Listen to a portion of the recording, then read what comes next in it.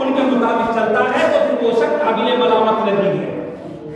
اس سے اشارہ ہے اس بات کی طرف کہ اس ضرورت کو ضرورت کے درجے میں رکھنا ہے، مقصد زندگی بنانا نہیں۔ اس کا صرف درجہ اتنا ہے کہ وہ قابل ملامت نہیں ہے اگر ایسا کرتا ہے۔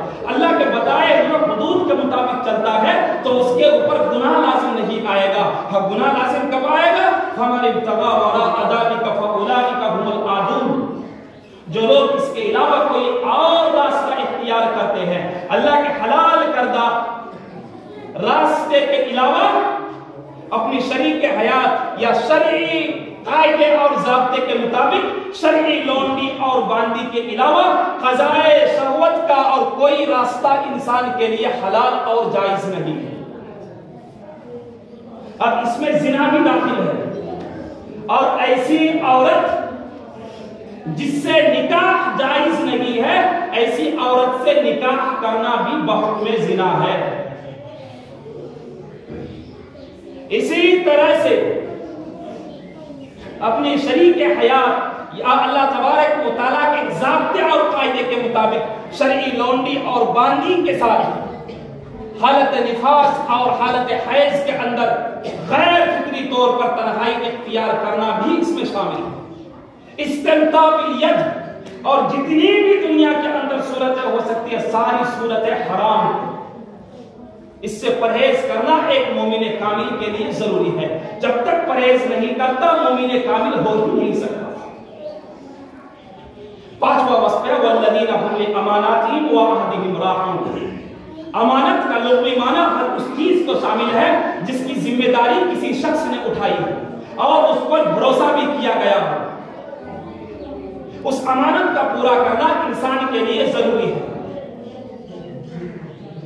اور امانت کو یہاں پر جمع کا صیغہ لا کر جمع بیان کیا گیا ہے، اس لیے کہ امانت کی بہت ساری دنیا کے اندر قسمیں ہیں، تاکہ ساری قسموں کو جو ہے یہ امانت شامل اور داخل ہو جائے۔ اب چاہے وہ امانت حقوق اللہ سے متعلق ہو یا حقوق العباد سے متعلق ہو۔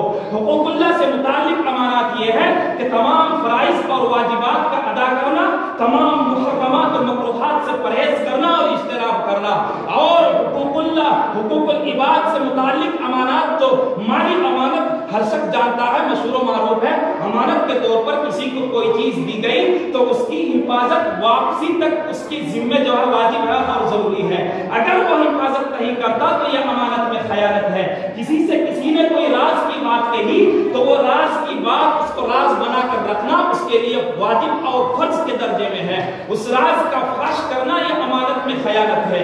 اسی طرح سے مزدوری اور ملازم کو کوئی کام سپرد کیا گیا، اس کام کے لیے باہم جو وقت جو ہے طے کر دیا گیا، اس وقت کے اندر اس کام کو پورا کرنے کا حق ادا کرنا یہ بھی امانت ہے، اور حق ادا نہ کرنا یہ بھی امانت کے اندر خیانت ہے۔